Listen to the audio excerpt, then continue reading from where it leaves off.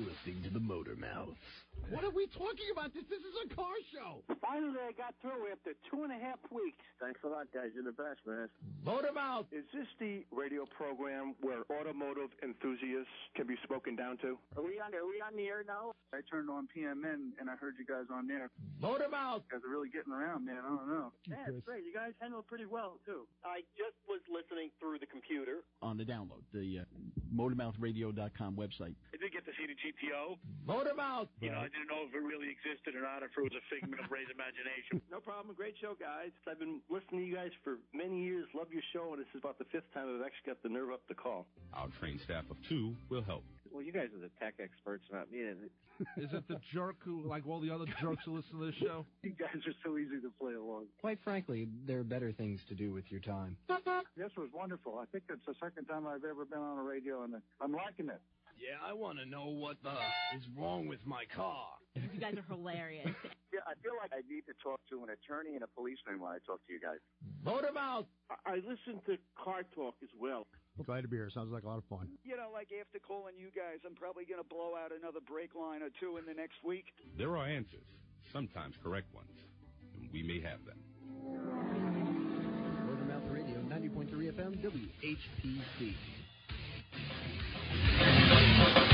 Motor Mouth. This is Motormouth Radio, your 1-hour automotive talk show. And now, here are your Motormouths, Chris Switzer and Ray Guarino. All righty, where the words of the few advise the actions of the disinterested. We are Motormouth Radio, your 1-hour automotive talk show, right here on Long Island. I'm Chris Switzer, and of course, here's the man that's lining up all of his future winter projects all the way through to midsummer. You know him. He's right behind the shop bench where he always is. It's Ray Guarino. How are you, my brother? It's good, Ned. With those projects, it's now the Christmas season, and I'm not elfing around anymore. No, you were elfing around way too much. Yeah. Yes, I know. And it shows, those pointy shoes. Yeah, the scrape marks and the scars. Yeah, I've been going like nuts. Yes. I see. Yes. I see you have. Have you been busy the holiday season at all? I have. Yeah, this whole last string of 4 days, I've been very busy. Well, when you say busy, there's busy and then there's really busy. And usually your busy still requires a nap in the middle of the day. Yes, it does. So I know your bar of busy is a lot lower than some other people's bars of busy. I would tend to disagree with that Okay. because Why I is that? tend to get a lot done when I'm really like. I'll give you a perfect example. Am I poking the bear? I'll give you a perfect example. It was what day? It was. Let me think. Thursday was Thanksgiving, so it had to be Friday. Yeah. I was going to do just a simple oil change on the car my daughter's driving now, my wife's old car. Mm-hmm. So I said, okay, little laterness. The weather's nice. The car is here. Go out to the street to get it. Turn the key. It doesn't want to start. I'm like, wait a minute. This car always started. What the heck is going on? Same thing. Go in and get my lithium-ion battery pack, hook it up, right. Bang, the car fires right up. Okay, put a voltmeter on it, check the charging system. It is charging. And I said, okay, well, what do we chalk this up to? How old was the battery? I didn't know at that time yet. So I brought it into the driveway, let it idle for a while, shut it down, start officiating the oil change, drain the oil and whatnot. And when it got time to, I said, well, while I'm doing the oil, I will now rotate the tires. Perfect time to do that. Sounds good. And it came time with the oil filled in the car now to start the car again, to check to make sure there's no leaks, drips, or errors. I don't know if you do that after an oil change. I always do. Yeah, mostly, yes. Okay. Most of the time. Especially when the car's still in the air, so if there is one, you can get under there easily to fix that problem. Right, you can address it swiftly. Right. So, turn the key, like son of a biscuit, here we go again. I'm surprised that you kept going with the plan when there was this major obstacle in a dead battery that you didn't address right away. I didn't know, because I didn't know if it was going to be a major problem or just a minor something, just something minor that was, and maybe that, I was going to keep my eye on it. Oh, yeah. But again, I'm going in, inside. So now I jumped the car again with the lithium-ion battery, cranks right over, and I said, okay, now it's time to go look in my record book. Mm-hmm. And I went right back to when I first bought the car. The first thing I did, and the first entry was new battery. Okay. And then I start looking through all the lines of stuff, and I find a new battery, again, at 35,000 miles later. 5 years to the month later was the second battery. Okay. Then I'm looking through again, and I see the last battery I put in at 28,000-mile interval 5 years ago to the month. It was 2010, December of 2010, I put the battery in the car. You've owned that car 10 years? Yeah, since Holy moly. Since 2005. So I said, look at this. It's not the mileage, exactly 5-year intervals. Now here we are again, 5 years, 2 days to the month. Wow. So what do? I said, I got to put a battery in the car. Sure. So I took it out. It was an Interstate MT35 Megatron, their top-level battery, too, that was in this car. And only 28,000 miles again. Well, the car doesn't really get too much highway, does it? Not a lot of highway, no. Yeah. But a modern car with a good charging system does have a fairly good charging system. But there's still a driving technique that will kill a battery, and that's the basically street driving. And short starts and stops will undermine a battery. I've never considered that a battery killer. I consider that an other thing. Oh, other things not a battery killer. But I put batteries on that list as well of things that will wear prematurely. See, the battery's job is only to start the car. That's the power cell to start the car and store the charge. The car's charging system, the alternator, takes over after that. So if you have a weak alternator. Agreed. No, I totally understand what you're saying. In physics and in theory, you are absolutely correct. I'm talking about FM. Freaking magic! Because that's what happens. A battery sitting there, for some ungodly reason, with a good alternator and a good charging system, will still fail when you don't use it enough. I mean, this one got used like every day. I can't give you a reason why. Yeah, this isn't a car that sat for months at a time or didn't. Right. I mean, my wife drove the car every day. So yeah, not on a highway, but she did drive it every day. So regardless, I said, okay, let me take it apart. And when I do, I noticed that the negative battery cable, it's that typical Asian. It's like a split ring kind of a Watch where you're going. Cable. And I noticed when I went to loosen the 10-millimeter nut that the bottom of it's just a flimsy piece of metal that they use. A piece of tin, yeah. And it's split on the bottom. Oh, great. I said, now I need a cable, all right? But, of course, that cable goes only 12 inches to the strut tower where it's joined to another piece of cable, and there's a ground right there at the strut tower. Okay. And then it disappears down by the firewall somewhere. Right, goes into the middle of the abyss. So I said, okay. I can try to get under there and find where this goes. I tried doing it out of my daughter's car just over the summer. Right. I couldn't find where this thing went. So I did a repair on hers, and now I'm thinking on this car, all right, if I cut it, that little piece of cable where it comes into this other cable, if I cut that and remove it, and then get a separate 12-inch battery cable, Agreed. A ground cable, yes. with a lug on the end, I can also terminate it at that ground, and it's essentially the same thing. With a simple crimping... Like a crimp on with one a end? lug. Yeah, that's what you're calling a lug. A ring. That ring. Okay, got it. So I head out to the battery store, go right to the Interstate store in Freeport, bought the battery, and then, of course, go over to my local auto parts store to get a cable. Right. And he didn't. I said, do you have the correct battery cable for the car? Because if he has the correct one, maybe I will be inclined to go in there and find with it, terminate. They didn't have it in stock. Okay. I said, okay, good. You just solved my problem. Give me a 12-inch negative battery cable with a ring on the end. And Standard Motors had it. He had a Standard Motors part, and there it was.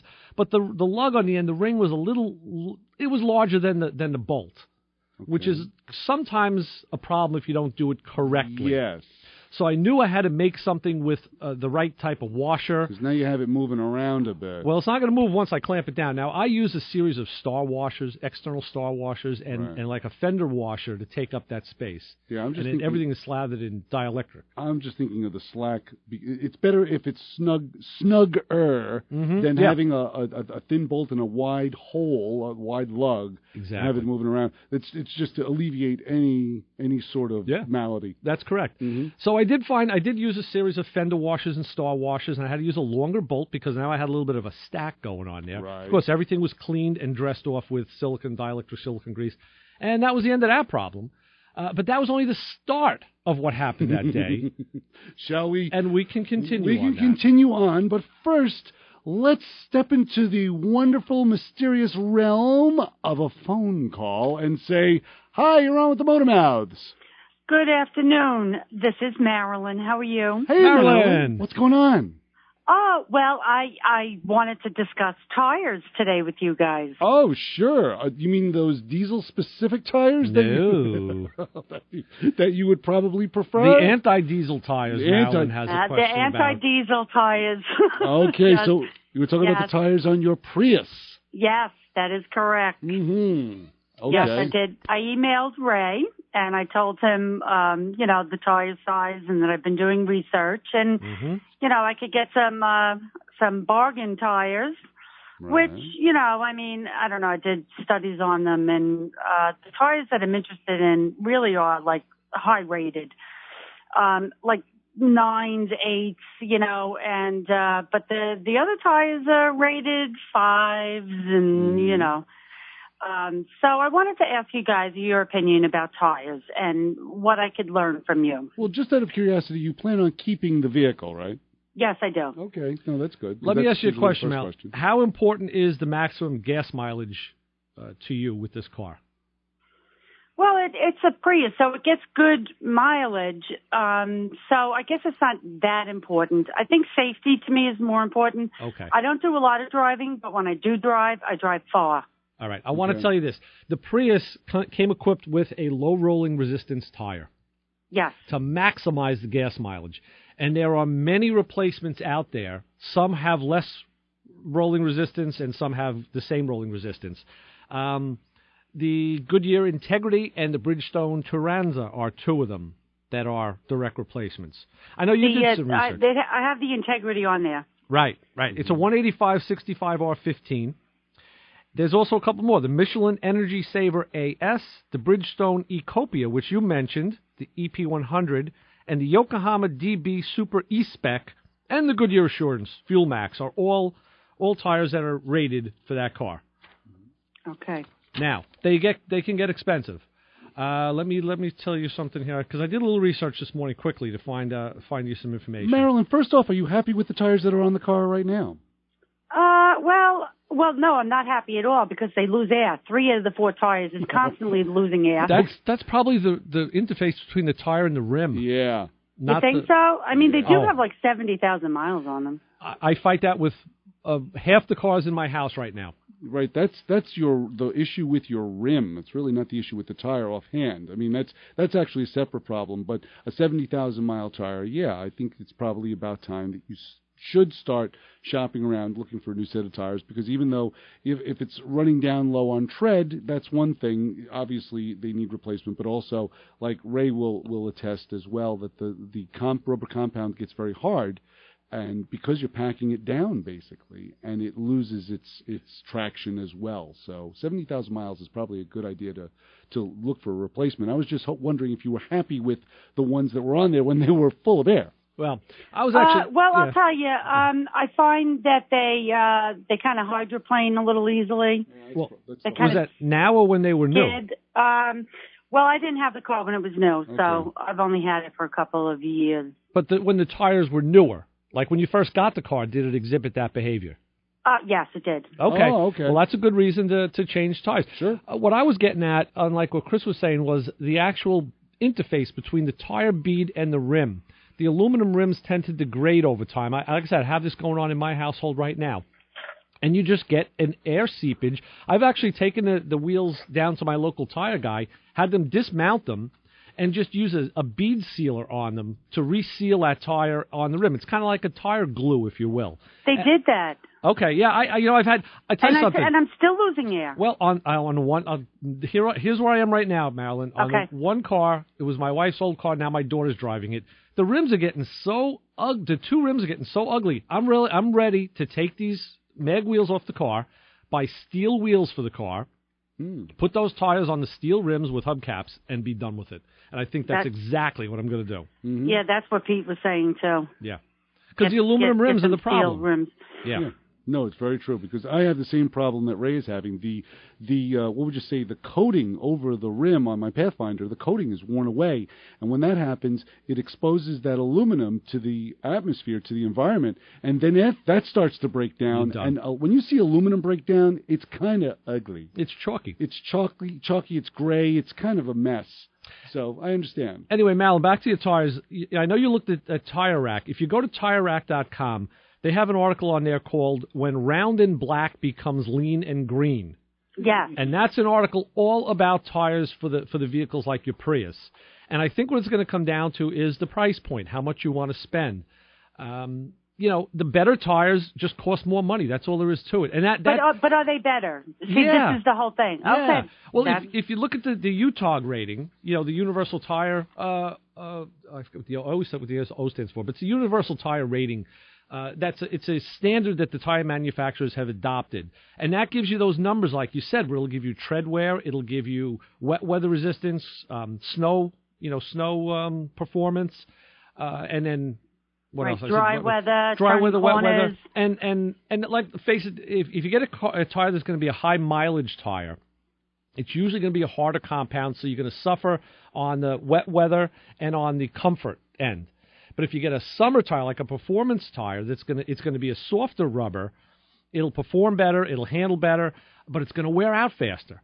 So, yeah, usually in my own cars, I've split the difference. And you got to say, what kind of driving am I doing? If it's not a performance car, if I'm not really driving the car hard, I want to go more for a longevity. Marilyn, just my point of view is what you're using the car for. You really should, in my opinion, look for a nice mid-grade tire. You don't want anything too high performance, and you don't want anything that's too grippy. You want something that's in the mid-grade. And the reason being is because we're on a flat piece of land here. There's not too many hills. We're all making 90-degree turns and merging onto highways. There's really not a lot of demand we put into tires when there's not snow up to our lower lip. There's not really a lot of demand for what you do with your tires, what you put your tires through. So a nice mid-grade tire is pretty much, in my opinion, something that would probably be best for that car. But with the Prius, they did come with that low rolling resistance tire. So that was, if you want maximum mileage, that's the thing. Joe D had just sent me a text, and he asked if you have TPMS, tire pressure monitoring system, in that car, Marilyn. Oh, does that mean, I don't know what that means, but it doesn't tell me anything. Like, I don't have, in other words, if your tires go losing air, it shows up. Yes. Yeah, no, I don't have that. You don't? Okay, because the TPMS valves, that's actually a sensor that's part of the valve where you fill the air on the tire. It sits inside the rim. And that, you could be prone to leakage with that as well in that part. And ironically, the car that I'm talking about in my family that does have the leak rims doesn't have TPMS. Mm-hmm. The car that I drive does have it, and they don't leak. So who knows? We see all sorts of things. So I'd say, it comes down to money, how much you want to spend. I'd say spend as much as you feel comfortable with, maybe even a little more, because you're going to get a better tire, in my impression. That's what I found, at least. Mm-hmm. Right, but if you're going to buy these, are you going to use a local guy, or are you going to go buy them online? Well, I was thinking maybe I'll just go to Costco because, right now they have, buy 3, get 1 free. With the Michelin and the Bridgestone, Bridgestone, yeah. I will send you later on today or tonight, I'll send you names and numbers for 2 guys that we use. One guy is in Suffolk near you. One guy is out here in Nassau by us. Okay. I use them both, and I would use either one any day of the week. You go and talk to these guys. They have a brick-and-mortar store, and they will help educate you on what the right thing is to do. And, they're not looking to sell you the moon. They're looking to make happy customers, so they'll help you out and try and find the right price point for you. Mm-hmm. Right, okay. Now, I know that I did have the tires removed from the car, and they were, dipped in water because I've been losing air for a while, and they found absolutely no leaks. Yeah, it's over time. It's over time. Slow leak over time. And again, with a rim interface, that can do it. Sometimes it's where you park the car, where the tire is sitting on in relevance to the ground. Right, it could be at that point where if you take it off the rim, it's now completely sealed. Now you put some weight on it, all of a sudden something happens. That makes sense. Yeah, it's literally the temperamental. It's the difficulty of the rim. That rim is decomposing on the inside where the tire meets the. So I should get new rims and tires. I should do both. That's the time to do it. That's the perfect time to do it. Even if you're going to do that, I would buy the steel wheels. And these guys that I'll give you the information for, they can help you with that, or you can get them on your own. And then just take the 4 that are on the car and you stick them somewhere in the garage or wherever. And those, if you ever sell a car, you give them the stock wheels with the car. Right. Or roll them down the hill at your neighbor's kids. Whatever you want to, Right. whatever makes you happy. I don't. Marilyn, let us know, please. We're. I will. I'll let you know. I'll let you know. Okay, Marilyn. Thanks so much. Thank you so much for investigating that for me. You're welcome. Not a problem. We'll talk soon. Okay, bye. Bye-bye. 516-572-7440. And if you have any interest in any of those tire shops, I'm sure you could send Ray an email at motormouthradio@ncc.edu. He will be glad to give you the information as well. But tires are science. It's a difficult thing, but it's not impossible. And we'll be able to get you through it right here at Motormouth Radio. That's Ray Guarino. I'm Chris Switzer. 516-572-7440 is the phone number in the Motormouth Radio Honor Group of the Hour. Drivers that had to clean up a mess in their car due to the holidays. Was there a scrub brush and a stain remover? Did you have to get that turkey grease out of the seat? Well, you're part of the Motormouth Radio Honor Group of the Hour. Keep it where you got it. Got a lot more of this mess coming your way. Plus, that one thing that I've never done before, I want to talk about that automotively, that I've never done before. We're going to cover that and a lot more. Plus your calls. 516-572-7440. We'll be back with answers to your car questions. Give us a call at 516-572-7440. Oh, I should have said more than that. Thanks. Whether you're a hot rod or a Camaro chick, the Motormouths will always do the trick. Motormouth Radio, baby. WHPC 90.3, the radio voice of Nassau Community College, is looking for individuals, businesses, charities, or organizations in our local and global community that would like to donate to support our radio station. Whether you listen locally or online, here is how it works. Go to our webpage at ncc.edu/WHPC and click Donate Now. Or if you prefer, you can send a check to WHPC Radio, 1 Education Drive, Garden City, New York, 11530. Make check payable to the NCC Foundation. In the memo of your check, write WHPC Donate Now. Any contributions will help defray our operating costs, and it's tax deductible. This message was brought to you by the radio voice of Nassau Community College, streaming online at ncc.edu/WHPC.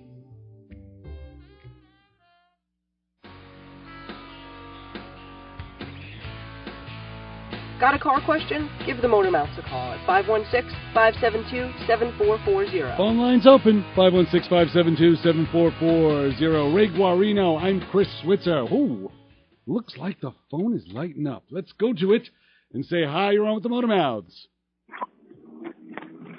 Oh, we're picking up a phone. Hey, Chris. Hey, Ray. Who's Hello. this? Bob, Marco Center. Hey, what's up, Bob? You're on that water-driven cell phone again, aren't you? Yeah, I'm heading out with the little one, so I got a couple questions, and I'll listen to you. Sure. Go ahead. One is, if I had 70,000 miles on my tires, I'm buying those tires again. I'm buying the exact same brand. Yeah. Oh, I don't blame you. I don't blame you at all. That 70,000 miles, if you can get that out of a tire. Well, but remember, Marilyn said she wasn't happy with the performance of them, even when she had got the car. So that's a good point. Yeah. Fair enough. Yeah, Yeah. You're absolutely right. But still, All right, number two, what oil do we use in the bride's car? All right, and then the last thing is, how much we pay for the new interstate, and I'll listen to you on the air. All righty, Bob. Number 2 is, what oil do you use? No, what oil do you use for your bride's car? We changed it. The oil. The oil. Okay, well, it's it's my daughter's car now. And all right, see you on the air. Bye, okay, guys. Bob. Okay, all right, Bob. Bye-bye. Well, Bob put me right back into the middle of my story that I was... I go back to what happened, Chris, a few years ago when we had a fellow on from an oil testing company, and we were talking about how you can send your oil samples out to test for metals and particulates and whatever. And toward the end of the call, we asked him what kind of oil does he prefer in his car, and he kind of held back and he said, you know what? He buys the Walmart brand. Right. That's the I never remember the name of that dopey oil. It's in a blue container. And he said it tests exactly the same as all the other high-level oils. Are we talking about the Lubricheck? No. That was Chad Erickson. No. Erickson. It was the guy worked for a firm where they send you vials. You pay for the service. They send you the vials, and you send the oil into them. I think it was in Jersey. Yes. I don't remember his name off the top of my head. And he said that the Walmart oil actually ended up being exactly the same, and that's what he uses. So that's what I put in that car. I use that brand oil with a good filter. And that, you support my theory as well. I always say it really, to me, doesn't matter what oil you put in the car. As long as you're going to be draining it in 3,000 to 4,000 miles, it really doesn't matter. Yeah, I'm going 4K now with this car. Yeah, so am I.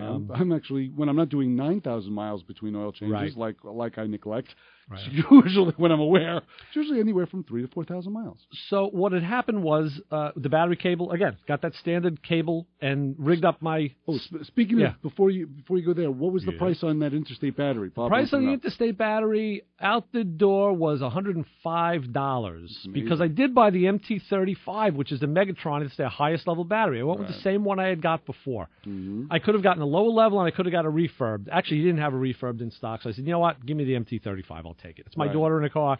Let's go with with a good battery. And that's why I was thinking, when it comes down to the hierarchy of problems on your vehicle, I put a battery right on top. Oh, hell yeah. It's usually a top 3. Well, I'll tell you what, my car is getting, I noticed a little bit of a slower crank on a cold morning in my car. That's and a again, sign. it's about 4 or 5 years that I put a new interstate in my car. Yeah. And I'm starting to think, but now I may have to wait on my car. I'll carry my lithium battery with me to jump my own car, and I'll change it when I can afford it. So you back to the battery cable. Yeah, I rigged up the end of the cable so it was, it's very tight. And like I said, I cleaned all the interfaces. I used star washers between every layer, an external star washer between every interface. I've seen all those movies. They're pretty good. Yes. Mm-hmm. And then I slathered everything with silicon dielectric, which I use. So you're going to attract all the dirt now.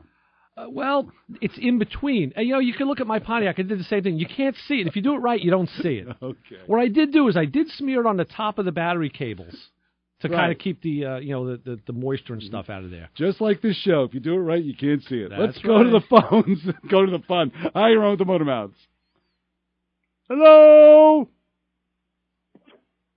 Someone's there. So anyway, while I was doing all that, I was gonna do the road tire rotation. So I had the car up on 3 wheels.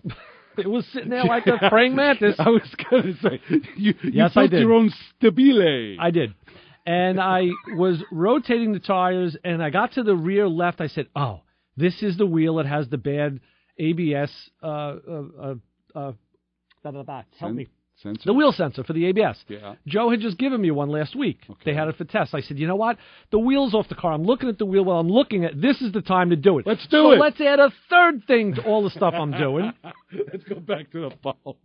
Back to the fun. How you're on with the Motor Mouths?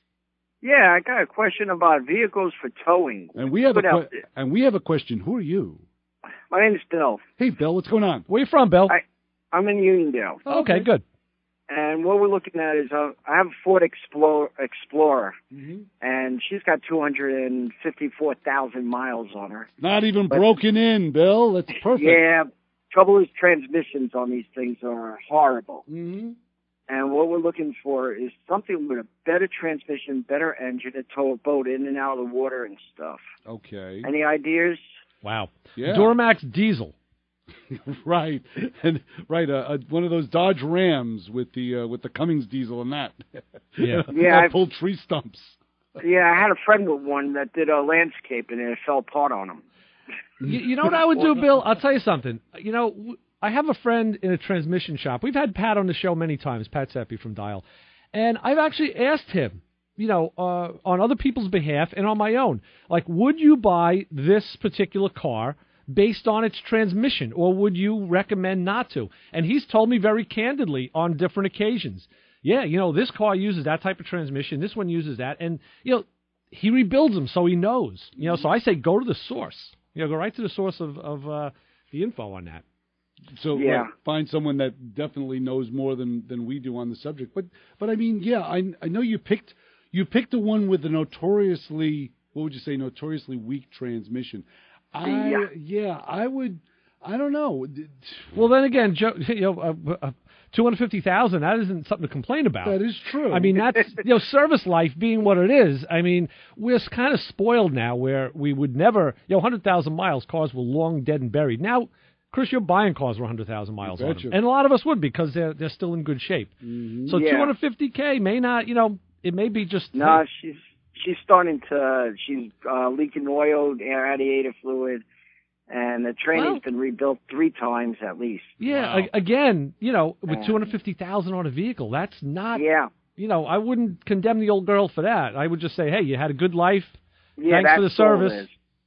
Very true. That's why I'm looking at these new cars, and I don't know which way to go. Well, I'll tell you this: they have manufacturers lighten and they downgrade stuff just to try and cut weight and cut cost. Yeah. And a lot of times they go so far until they find failures, and they get that through warranty, and then they'll back it up a little bit and add just a little more. Again, Pat was he was showing me transmission parts and showing me how. Drums. The drum was always a reusable part in an automatic transmission. And on a lot of the foreign cars now, it's an expendable part because it gets eaten up because they lightened it and made it so much, lighter duty. So there's only so much you can do unless you want to have a transmission built that's, have it built more on a performance line with better parts. Well, that's what I was thinking of, going into a performance line, getting my own hookup. Well, and Joe is telling me here he would go with like a 3/4 ton or more. I would think that, yeah. Sure. Like a Chevy Silverado or a Ford F-150. There's plenty of them out there. Or a Dodge Ram. A Tundra, even the Toyota Tundra, that's a pretty tough truck. It's funny, Bill, because many years ago I worked for a radio station, and we used to tow one of those, it looked like a huge trailer, and we towed it with a full-size Bronco. And we used to eat up transmissions with the Bronco all the time, towing this thing. So we went and got one of those diesel Ford F-350 pickup trucks. Oh, this Mama Luke, you wouldn't believe it. It would pull buildings out of the ground. Oh, yeah. And it had no problem at all. Yeah. We had no problems with. It was a diesel, and well, I think that was my first thought. Was I said a Duramax diesel, right? Yeah, and it was a joy to move that puppy around. Oh, yeah. Because the Bronco was just at the max weight limit, and that's always the case. If you see the max weight limit is what you're towing, don't bother. Yeah, Unless it's a one or it's two. also automatic when you're pulling it out of the water. You got that extra weight, the water pushing against you. Exactly. Yeah. People don't think about that. Exactly. Exactly. Weight and traction, because you're on a slippery incline that's into the water, and you're probably spinning wheels, and that transmission is constantly working and hunting for a gear. There's good grip on those ramps. So they don't want the trucks ending up in the drink. That's but for they sure. do. Yeah, you do it right. That's why I made sure I have real good tires on these trucks. Yeah, good idea. And they don't slide enough. Well, other brands I've tried tires, they slid all over. That's why I experimented and found the best one for this. What'd you put on the car, Bill? Just out of BF curiosity. Goodrich, the all-terrains. Yeah, great tire. Good idea. Yeah, Good the idea. KOs. Yeah, I like Goodrich. They don't slide on the ramp. They don't slide nowhere. Very good. But I that's pretty had much. I had a Wrangler with Goodyear. The anti-locks were engaging on dry ground. Mm-hmm. Oh, wow. As soon as I switched them over, no more anti-lock. Okay. That's good to know. But keep us posted on what you choose. It'll be very Alrighty. All right? Alrighty. Thanks for the you. call. Yep. We'll talk soon. Bye-bye. So long, Bill. 516-572-7440. That's the phone number. Get a hold of us right here at Motormouth Radio. The phones are on fire. Get in while you can. Ray Guarino, I'm Chris Switzer, and if you want to watch the tomfoolery going on right here in the studio, we're on VaughnLive.tv/Motormouth Radio. You can also hear us on Performance Motorsports Network. You can check us out on iHeartRadio, too. We're proud of it. They're proud of us. They still want us to submit shows. Why? I don't know. But you're listening to Motormouth Radio. You lucky dogs. Got a car question? Give the Motormouths a call at 516-572-7440. Whether you're a hot rod or a Camaro chick, the Motormouths will always do the trick. Motormouth Radio, baby. Tune into Thunder Road for Hard-stopping, fans-dropping, hard-rocking, earth-shocking, booty-shaking, love-making, Viagra-taking, history-making, legendary.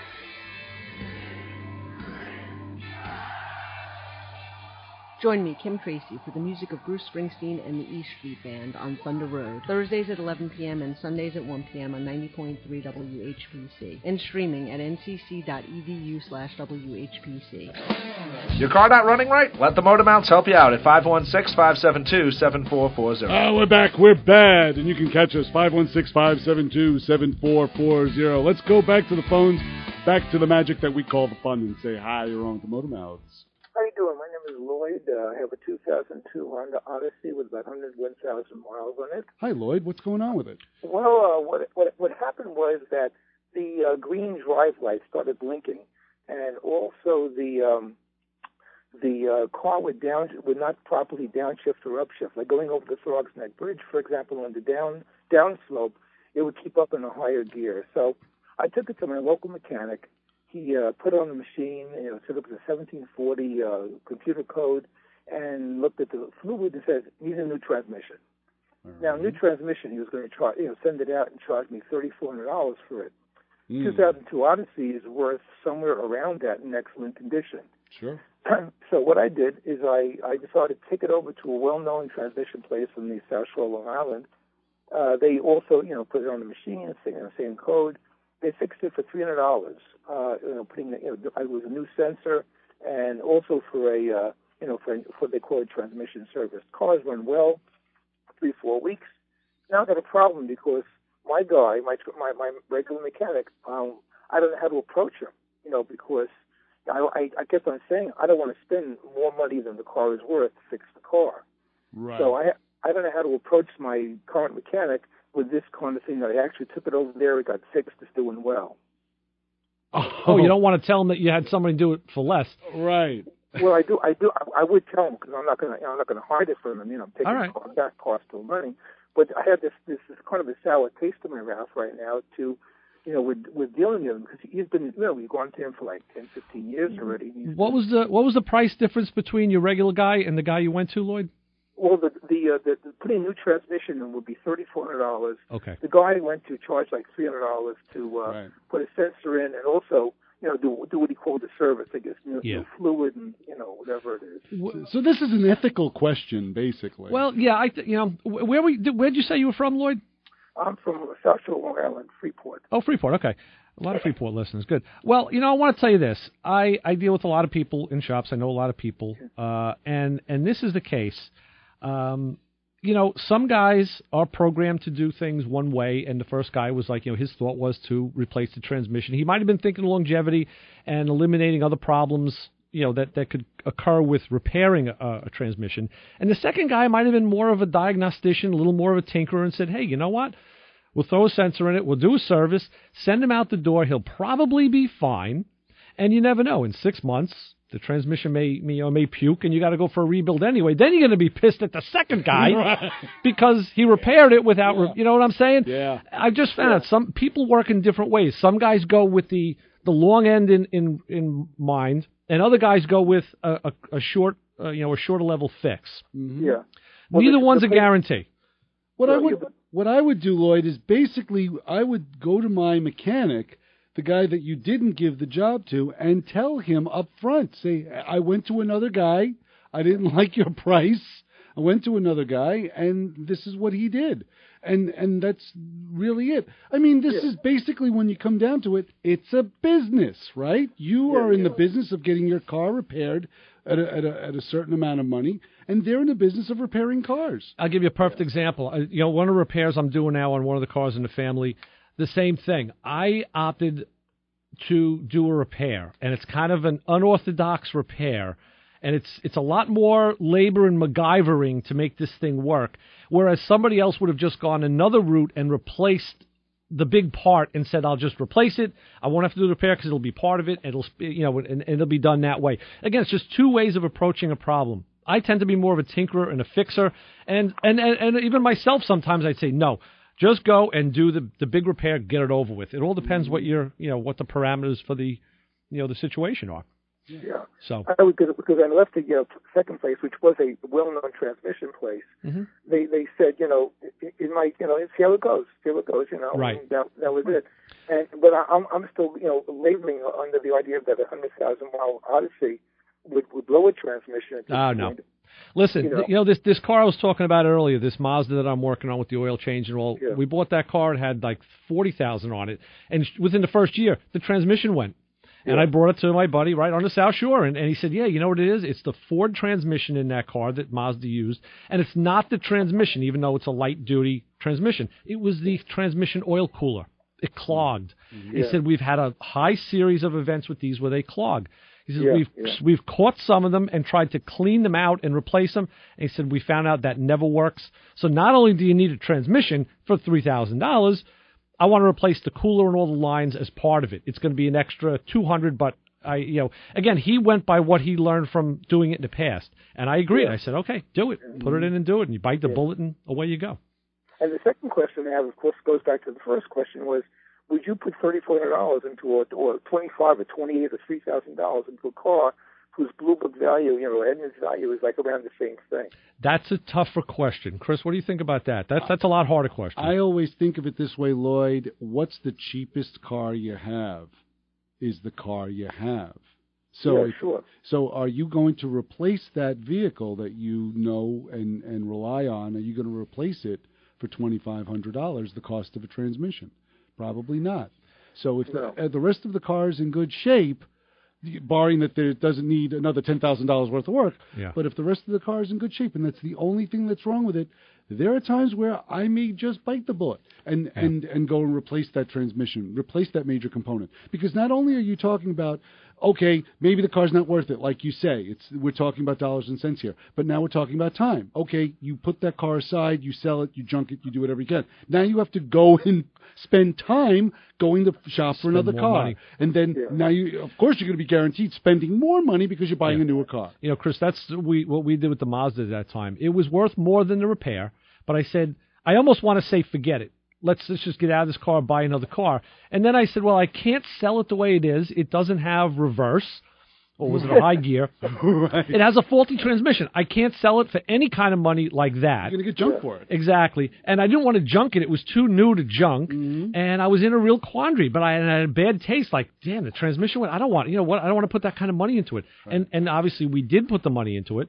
And we got many, many years out of it after that. We're still driving it. If you think about it, you're going to put a certain amount of money in a vehicle on a monthly basis. We kind of average it out to about $100 to $150 a month. That's what you're going to put into it. Now, you may not put any money into it over a year, but there will be that one major problem that'll happen that will average it all out. Lloyd, Joe D, or I in the sky here, just asked me a question, and he asked, is that transmission the last straw for you with that car? Oh, not at all.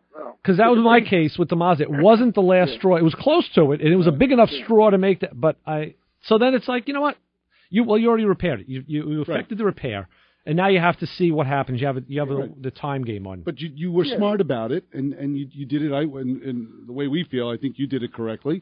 But also, before you ask that question, is it worth it? Ask those questions first. Yeah. Is this a car I appreciate? Is it like Joe says, Joe sees it? Is it the last straw? That's the way I would look at it first before I would condemn a vehicle. Joe says pay the loan or pay the mechanics. Yeah, right. That's the truth, and it is the truth. Pay the loan or pay the mechanics. Right. So there you go. We hope we were able to shed a little light on that issue. Yeah, shed a little light on a nice bright day. Thanks so much. All right, Lloyd. Thanks, Lloyd. We'll talk soon. Bye-bye. Bye-bye. 516-572-7440. The phone line is open right here, right now. Those questions are those are big ones that you have to deal with a car. And with a house, too. I mean, a lot of things is, there's a lot of things that are tough to kind of wrap your head around. My rule is if I'm going to put more money into a vehicle than it's already worth, I'm going to drive the wheels off it. Sure. I'm just going to. Absolutely. And I think you're doing it, too, with the Mazda. You're just driving the wheels off it. Oh, yeah. Well. So, because you're at a deficit at that point, so you might as well get all the use you possibly can out of it. Yes. Back to the phones. Back to what Ray calls the fun. Hi, you're on with the Motor Mouths. And that's tinfoil. That's Reynolds wrap. That's, show notes. That's wax paper. Anyway. All right. 516-572. Identify the sound.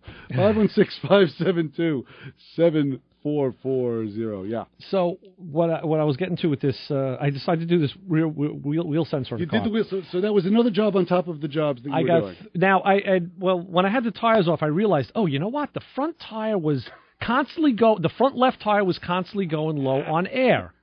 And I put air in it like every week for this, but I didn't see anything wrong with it. So while it was off the car, I said, let me roll it and see if I see anything that I missed. And I did see the head of a nail in the tire. I took it out, but it was in the real fat part of the tread. Isn't that great? And when I took it out, no air escaped. Right. So I said, okay, that wasn't causing a leak. It is the rim interface. And, of course, I had sprayed it all with soapy water and didn't see any extra bubbles. Mm-hmm. So I left it on the side. Now when I'm fighting with this wheel sensor, I happened to I looked at the sensors. I took it out. The original one was very hard to get out. And I noticed that on the can, the barrel of the sensor where it goes through the backing plate, the original, I can show you a picture of it. The original sensor was just a straight steel can that went right through the diameter of the hole on the backing plate. Okay. And the one that Joe had given me had a little plastic sleeve on it. Right. So that would have to go through the hole. Joe, the new one is on top. And that couldn't go through the hole because that sleeve was a larger diameter now than the can of the sensor. So I sent Joe a text. I said, hey, Joe, this new sensor has this sleeve. It's exact in every other way, but it has this sleeve. Can I cut that off? Or is that there to insulate the sensor, insulate it from ground? I just held it up to the camera at vaughnlive.tv/motormouthradio, yes. So Joe said, oh, hell yeah, go for it. Cut it off. What the hell? And I did. I had to cut it. It wouldn't have gone in unless I cut it off. But what about the sensor? Now, you got to realize something with these sensors, Chris. Not only does it go through the backing plate and through the wheel well of the car into the trunk, so you got to pull all the trunk insulation out. It then Mazda in their and there's other cars that are like this too. Oh, for crying then they out loud. snake it down. You have to pull all the interior panels off that are in the door, because that's where the plug-in is. Oh, you got to be kidding me. I did this on the right side a couple of years ago. They couldn't make the termination in the trunk, right? If they would have made the harness coming up the side of the car another 14 inches longer, it would have been in the trunk. So now you got to. So now I have the car up on 3 wheels. The oil change is being done. Still haven't done the final check on the oil because it's not level. The tires are off the car, sitting there. Oh, yeah, by the way, I look over at the tire, and now it's bubbling like crazy because it sat for about 20 minutes. Oh, no way. Now I have the wheel sensor half out. The interior of the car is apart. I'm watching the sun. When's it going to get dark? Oh, crap, only about 30 minutes left before darkness, and I still got to do the other side of the car. Oh, for crying out loud. So on Joe's okay, with his blessing, I cut that piece of the insulator off, put it in, and buttoning the car back up. And, of course, I pulled the drum off so I could see what's going on. And there's a tone ring inside behind the drum, behind the brakes. Which tone? That's it's probably like an E flat. Okay. And that's what the sensor lines up against. It's it looks like a cam sensor tone ring. Sure. And of course, this thing only has one bracket on it with one bolt. It can go in one position only. Okay. I put it in and I give the little hub a spin, and of course it's it's touching the sensor. I'm like, well, it ain't supposed to do that. So I was able to and of course, I don't have a spec for what the gap should be. No, of course not. I said, you know what? This thing ain't going to work. This repair isn't happening. So I tweaked the sensor to make it just miss the tone ring so it didn't hit. Button everything up. I'll deal with that one another time. Now I go to repair the tire. Right. Pull it. The nail was out already. I reamed it, put a plug in it. Oh, do you want to take a break and we'll find out what happened to Ray's tire? I'm as tired as I was the day I did this. It sounds it. And I'm only talking about it. Yeah, you wondered how was my week, right? Holy smokes. And that was the question I asked almost an hour ago. Just about, yes. We'll find out what happened to Ray's tire. But also, we're going to let you know the Motor Mouth Radio Honor Group of the Hour. Drivers that had to clean up a mess in their car due to the holidays. Was it caused by the kids? Was it caused by the dog? Well, that's your problem. Did someone sit in the apple pie? Well, if you had a problem with a mess in your car because of the holidays, you're part of the Motor Mouth Radio Honor Group of the Hour. Keep it where you got it. Got a lot more, and we'll find out what happened to Ray's tire right after this. Motor Mouths will be right back with your car questions. Give us a call at 516-572-7440. Whether your car is fast or slow, we're your #1 radio show. Motor Mouth Radio, baby. Ow. Bill Horan presents Secrets of Success, the show designed to help listeners uncover their hidden talents to maximize success. Listen to Secrets of Success Wednesdays at 4 p.m. and Sundays at 7:30 a.m. on 90.3 FM WHPC, the voice of Nassau Community College. Streaming at ncc.edu/WHPC. Let the Motor Mouth help you with all of your car questions at 516-572-7440. All right, when we last left Ray, he was just waking up from his nap, telling the story about what's been going on with his oil change, and all of the blockages that have been happening because of it. So when we man. last left them... Typical day in the driveway. Yeah. Well, listen, and I had brand new rotors and pads in the garage for this car. I'm thinking, boy, should I get into that too? No, you know what? Another day. You'd still be there. Basically, the tire was repaired. I had the sensor in. Everything was put back together. I said, let me lower the car. I'll deal with the sensor. I have two Joe scanners, but one of them I was gonna use the scanner and look at the wheel data and see. Mm-hmm. I mean, I already know. I said it's not going to work. I know it's going to be bad, but I'll do some diagnostics and find out that it is bad, that it isn't working. Lo and behold, put the car down, turn it on, start it up, and the ABS light and brake light were on, which I expected. Yeah. Then I drove the car. I took it for a quick little drive because you always drive the car afterwards to make sure everything is okay. And as soon as I started driving it, the lights were out. No more ABS or brake light. No the way. sensor is working. Holy moly. Even though it has the gap measure of, that looks like enough. That looks good enough. And that was Holy smokes! You actually applied one of my theories. What's that? It's like you didn't have to sit there and come up with the exact measurement. You eyeballed something. Well, I didn't even eyeball. I would have liked to have had the right measurement. You slapped it together and eyeballed it. You know why? There's hope for you yet. There's not. Because I predetermined it was going to fail. And I was wrong. Well, that's so apparently, that's part of the theory, too. You know? Apparently the measurement isn't as maybe isn't. Either I hit the window of the gap range correctly, in the window somewhere. Or it isn't that important. No, you use that inert talent, that inert decision-making. Well, that would be innate, not inert. Innate. Inert would mean not moving. Right, there, that's right. Yeah. That was innate. Thank you. Like inane. Maybe it was inert. Inane is another good word for that, for this show. 516-572-7440. So did it all go back together again? Well, it did. And drove the car. The lights are out. Everything was fine. The battery worked right. The cable is good. The oil's changed. I'll do the brakes later. Fantastic. So, and I had to clean up quick because I had Gas to Steve and Tracy coming over for a night of like wine drinking, beer drinking, and pool playing. Oh boy! So I was like, I just want to lay down for like 30 minutes and just kind of recharge my battery. Nope. Oh, I did. Ain't gonna happen. I did. So what do you got? Let me show you something. You All know, right. our friend of this show, George Barris, passed away about a week ago. Passed away. George Barris. He passed away longer than that. A week? Was it 2 weeks? No, it was last week. No, it was longer than that. Yeah, because Andy just, that wasn't a month ago, because Anyway. Andy just went out for the funeral. I just got this picture this morning, all right? So it was just like, this was... Oh, my God. Saturday was the funeral. Holy smokes, I got to hold this up. So there is the king of customizers' coffin. If you're not on VaughnLive.tv/motormouthradio, you should go on there right now, because I'm holding up the picture of a casket that you would not believe. Here we go. Here we go. Take a look at that. Oh, it's got fins on it. It's Dragula gold. It's the color of the Dragula, yet it has the fins of the Batmobile. So they encapsulated both of George's probably most famous creations. The king of the customizers' last ride. That is amazing. Well, that was my addition. That is amazing. 516-572-7440 is the phone number. Hey, let me tell you real fast. Tell me fast. All right, no, I'll tell you fast after we get this call. Let's take the call first and say hi. You're on with the Motor Mouths. Hey, happy Thanksgiving, fellas. Hey, Cliff. What's up, brother love? How are you? Hey, good. Calling in to wish you guys a happy Thanksgiving. Great show today, as usual. Same here. Happy Thanksgiving. Thank you. I was out at the Corvette Muscle Car Nationals last week in Chicago with Paulie Windows, and I tell you, one of the best shows I've ever been to in my life. Yeah, the texts were flowing freely. You were having fun. Oh, what a great show. It reminded me, if you remember, I don't know how far back you guys remember, like they used to have like a show years ago at the Jamaica Armory.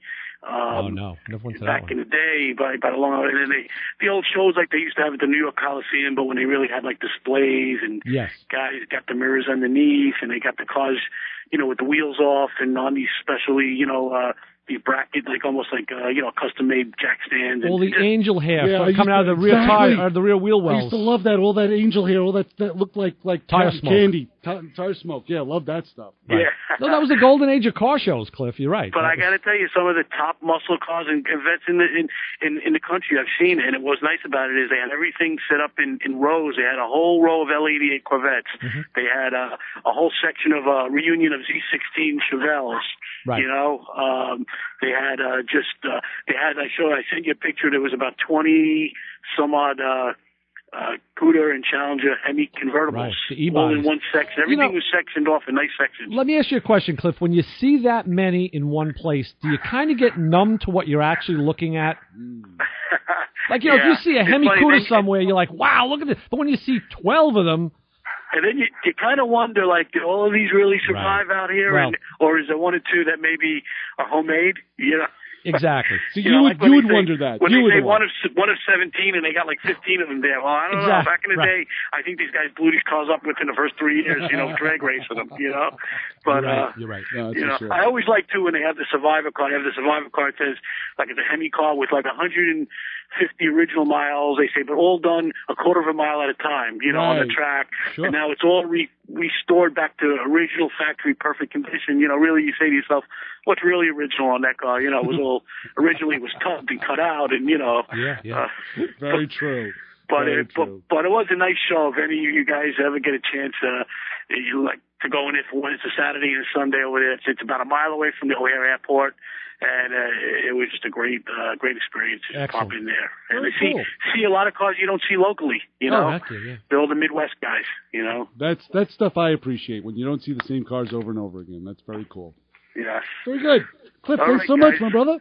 Listen, have a good Thanksgiving, both of you. Thanks, Cliff. Thanksgiving, end of the weekend, whatever the leftovers you eat. That's right. Save you the leftover. It's leftover day. See you later. Talk to you later. Bye-bye. 516-572-7440, so real fast. Can you do this? Yeah, probably not. So here's what happened. I'm going to try and get this done. I ruined a lug nut on the tires because I put a new set of tires on the cop car. Right. Well, not new, but we'll get to that later. But what I did was I ruined the lug nut crossing the thread, getting it in. So what I had to do was I had to take the lug nut out. And, of course, it got harder and harder to spin it off. Mm-hmm. And I got to the point where I destroyed about a quarter of an inch into the stud. I destroyed the threads there. And I looked at the lug nut, and the lug nut was completely annihilated inside those threads. So I said, I know it's a lug nut that's kind of a specialized item for the car because it has a ring on it that holds the little dog dish cap on. Oh, okay. So I said, let me go to the dealer and get a lug nut. So I go to the dealer, I put the lug nut down, and the guy asks me that question. Yeah. What is the VIN number on the car? Yeah, there you go. I'm like, I got the damn lug nut sitting in front of you. Yeah. You can't find it? You wouldn't be surprised how many lug nuts Chrysler puts out. I think I would be. Holy moly! He kept showing up with lug nuts. Is this it? Is this it? No. So he didn't know? No, he didn't know. Wow. So finally, I had two guys working on this problem. Wow. Yeah, so one guy finally shows up with the correct lug nut. Boom, puts it down. Okay, how much is that lug nut? How much do you think? That's what you asked him, huh? Yeah. $15. $8. Oh, $8. Okay. Did you buy the matching stud to go with it? No. Why? I just bought the lug nut. Why? Because I don't need the stud yet. But you said you destroyed a quarter inch of the stud of the threads. But I got 3/4 of an inch towards the rim that are still very good. Yeah, but you have to go through the bad part to get to the good part. I have to go to the bad part to get to the good part. Okay. Yes. So what'd you do? So what I did was, now mind you, this guy is laughing. And I'm like, what are you laughing about? He says, because I bought 3 lug nuts. He said, you're spending $25 on lug nuts. Right. I said, welcome to the dealership. Yeah. Meanwhile, at Englishtown, I bought 20 lug nuts for my car, chrome, and I spent $1 a lug nut. Oh, I $20. know. And I would have loved to have done the same thing, but my hubcap would have fallen off. I know. But here's the best part. I asked him for a bag. A bag? A bag. Yeah. I wanted a bag to take my lug nuts. Yeah. And he said he didn't have a bag. Wow. He handed me my nuts in my hand. Okay, and you stick it in your pocket and you go home. I had my nuts in my hand. I walked out of the dealership. So more importantly, with only a couple minutes left, did you put the new lug nut on the car? The lug nut is on the car. And you got it past the bad part of the thread? I got it past the bad part. Did you try to take it off again? Yes, I did. And it did come off? Here's what I did, and I know you're going to hate me for it, and I'm going to take 30 seconds to explain it. Go on. I used a little bit of dab of grease, a little goose grease, and I put it along, just a little thin film along the studs that were left. Right. Along the threads that were left on the stud. Okay. And I sent one nut in. That's why I bought 3. I sent figured that was one nut why. in. One nut was going to be the sacrificial tap. Yes, gotcha. Which is totally wrong because it's soft. It's softer than the stud. Well, so. what it did was it created a really nice threaded you got lucky. stud. What I would have done is I would have used a rethreader, a rethreading die. Of course, that's what you would have done. That's the right way to do it. I was working in the dark, in the cold. Well, you could do it the next day. You have 4 more slugs on there. So that's what I did. Okay. I sent it in, and believe it or not, as one set of threads, as it was leaving one set of threads and going over the gap where there were no threads, the other set of threads was catching that lug nut. Gotcha. And I follow. It sent it all the way back. I talked about this years ago. I found when cars started using those metric lug nuts, you could take them off. On many cars I owned and worked on, you would take the lug nuts off, and they wouldn't go back on the same way they came off. Mm-hmm. It was almost like they had to be matched to the studs. Yeah. It used to drive me nuts. I'm glad we're past that. I think that's what happened to me. For Ray Guarino, I'm Chris Switzer. This is Motormouth Radio. We will talk on with Thursday. Glenn the Car Hunter. He'll be in the studio. Awesome. And always, the advice we give, don't follow us home. See ya. Bye.